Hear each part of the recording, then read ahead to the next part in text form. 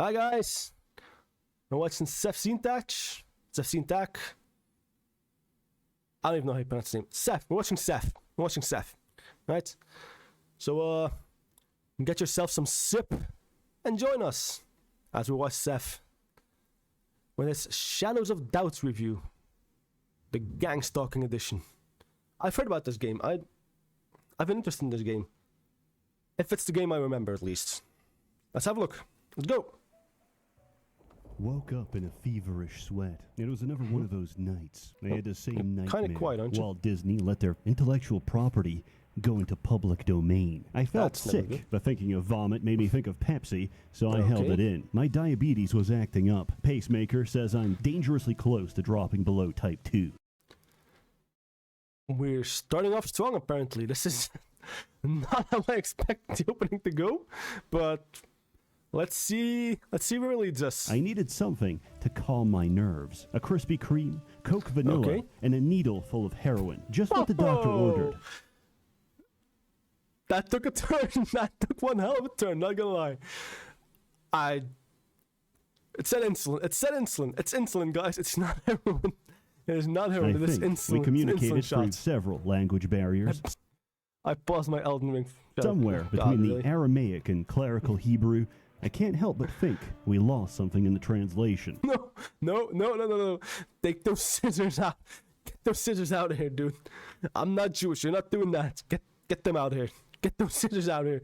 You're not touching that part of my body, fella. Lighting a cigarette against the pregnant darkness, I go for a walk. I'm cutting down, which is why I cut off the filter. Like a dog showing you its stomach, I send the tobacco a clear message. I trust you. People pass by as I log into my Twitter alt and send out a credible threat to a Minecraft YouTuber. For some of us, it's not about the recognition. It's about doing our part. This is a city that never sleeps. Once I saw a man standing up. What did that say? This is a city that never sleeps. Pyrocynical was shot by an agent of virtue. Nice. Once I saw a man standing off the side of a pier, tears rolling down his eyes as he told me, I can't trust anyone. That's why I ride myself. He auto-filleted himself on the spot and rolled away like a meat-powered wheel. Never did catch his name. Scammers, tricks, open-source developers. I've seen some sick things in my time. My Kaizen V-Love Plus implant can instantly sniff out if someone's an incel or in a committed polycule. But more importantly, if they have any spare change, I don't beg for money. I just ask 19 times and that's it. My name is Setthzeentach, private investigator. How do you pronounce it exactly? We got confirmation from the guy himself. I just ask 19 times and that's it. My name is Setthzeentach.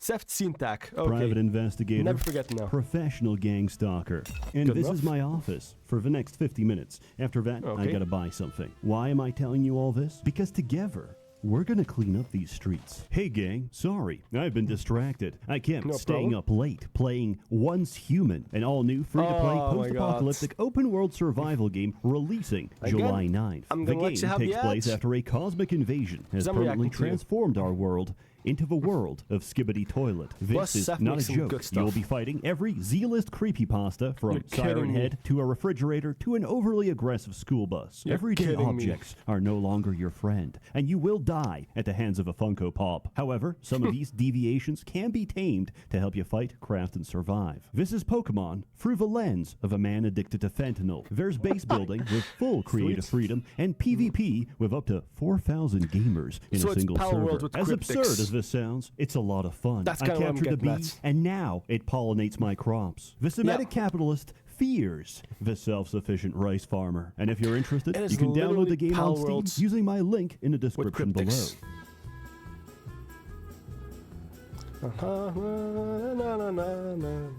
Hey people, Setth here. Hello, Setth. Ooh.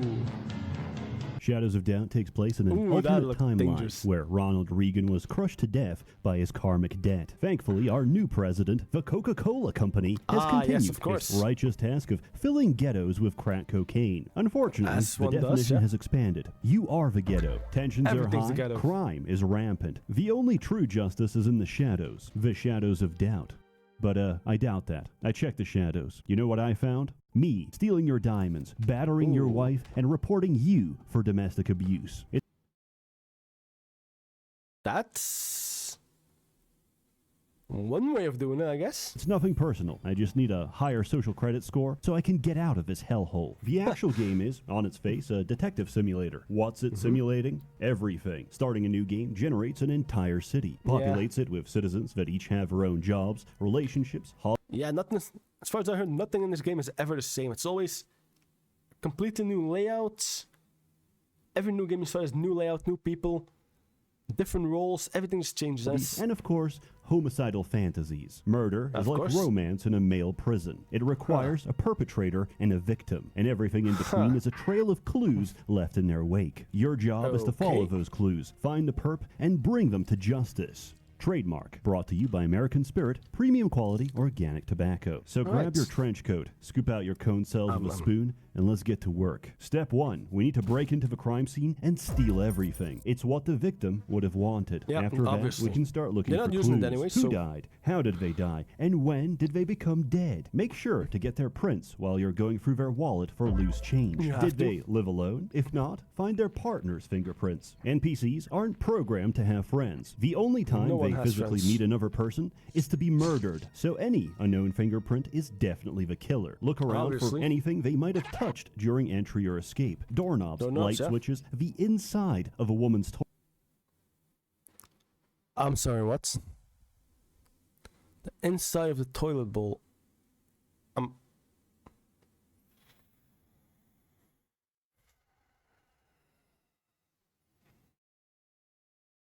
Keep going.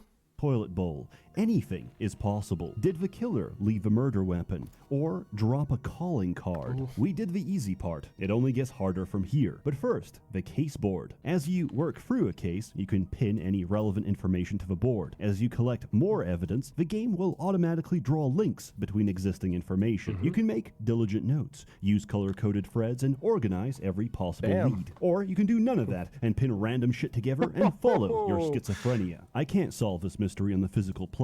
I need crystal meth to go to Hyperborea and ask Yakub directly. And when you're done playing arts and crafts in an active crime scene, we can start looking for leads, check for handwritten notes, break into their computer and check for emails, open their address book, see if... So just full on investigating stuff yourself.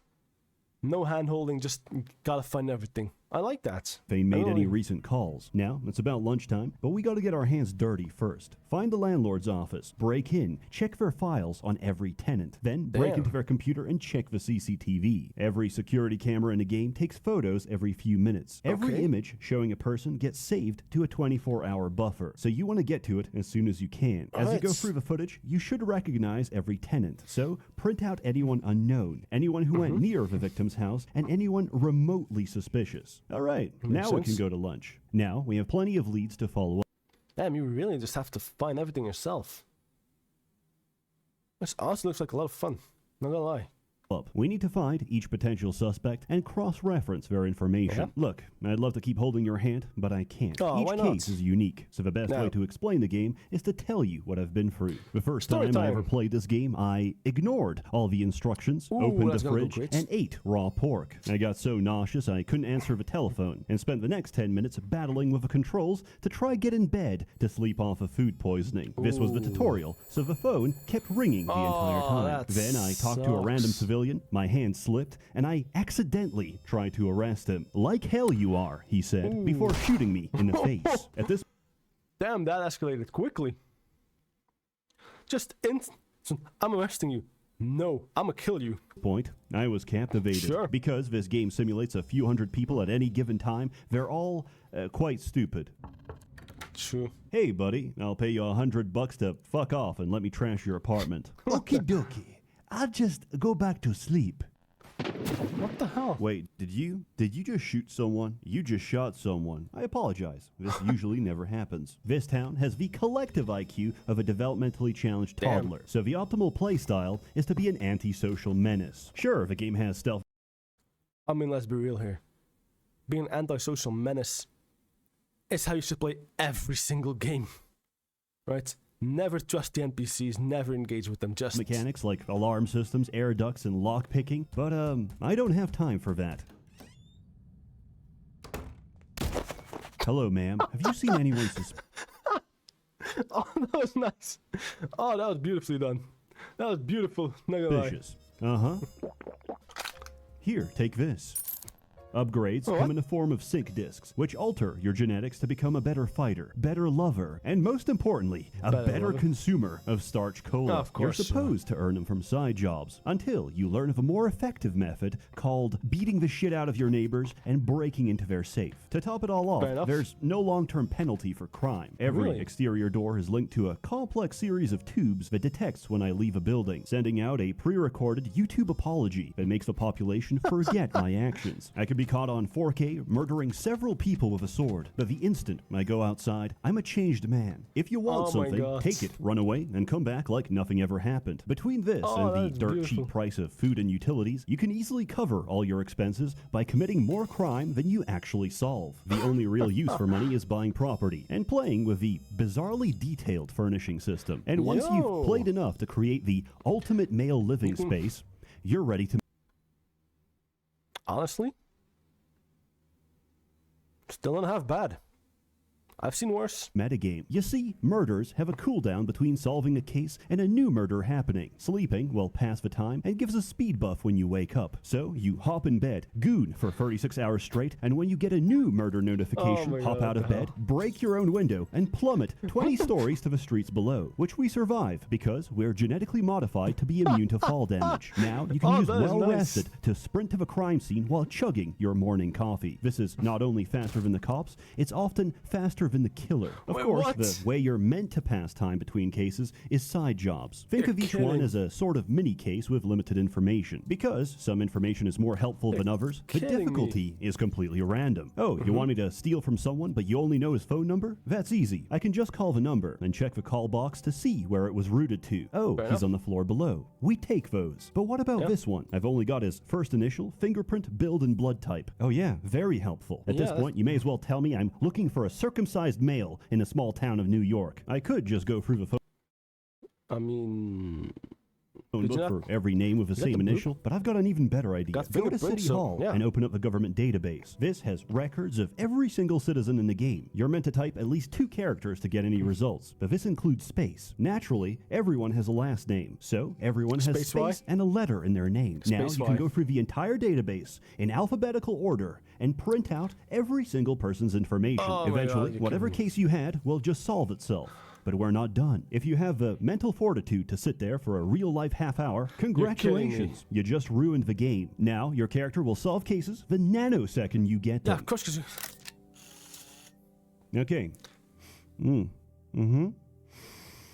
Okay, so the victim was poisoned by a stalker neighbor for not loving her enough, but the victim did manage to get a shot off before expiring. She can't go to the hospital, so she's probably limping home as we speak. That took less than 2 minutes. Personally, I don't use the government database. I get my evidence the old-fashioned way, following a woman home to her place of residence and hiding inside her septic tank until I expire. When they discover my body, the police will do the rest. One time, I checked the victim's work computer and realized she cheated on her husband at the hotel he works at while he was visiting his sick mother. Oh, that sounds like a motive. Yeah, I paid him a visit, and bingo, he's not cooperating. Silence is violence, and yeah, just make something up. Don't do stuff like that. Just make something up. Just lie. It's way better to get them off your back and just being like, no, I'm not helping you. Only the guilty refuse the law. Exactly. So I did what any ethical private eye would do. Follow him into the bathroom and beat the shit out of him. Oh, he didn't do it. In hindsight, he was probably just rude to me because I had the same social credit as the homeless man I shanked on the way to work. Embarrassed, I resorted to using the method real cops use to catch killers. I sit on my ass eating donuts and wait for them to kill again, hoping the next murder is easier to solve. 11 donuts in, I get a notification, rush to the scene of a crime, and on my way there... Yeah, turns out it was just their IT guy who murdered her for being dead weight at her own company. You're kidding me. In summary, there's a lot of jank in this game. Things will glitch. Hey, listen. When games have jank, games are pretty fun. Okay? Being able to find stuff and break stuff in-game is great. Can break. Black markets will randomly deny service even if you give a right password. And sometimes, all the foot traffic causes a congestion where everyone gets stuck on the same staircase, and the only way to free them is by throwing hammers in their face. But for a game made by a small team of Albanian immigrants on the budget of a kidney stone, it's really impressive. There's no other game that captures the ambience of living in modern-day Shanghai, slurping my MSG noodles as I listen to the soft drizzle of acid rain. Many games struggle with procedural generation. Generally, I don't even like it. It's just another buzzword for infinite slop. But Shadows of Doubt succeeds because it creates nonsense, and because true crime will always be more bizarre than any simulation. That is true. People are effing weird, and you cannot predict what people are going to do. It's impossible. The situations it creates are not only compelling, they're believable. And remember, Once Human launches on July 9th. Download the game for free right now. As always, more content to come, so stay tuned. A warm thanks to the many members of the Merchants Guild, generously funding and bankrolling these videos. You're all truly wonderful. Have a good one.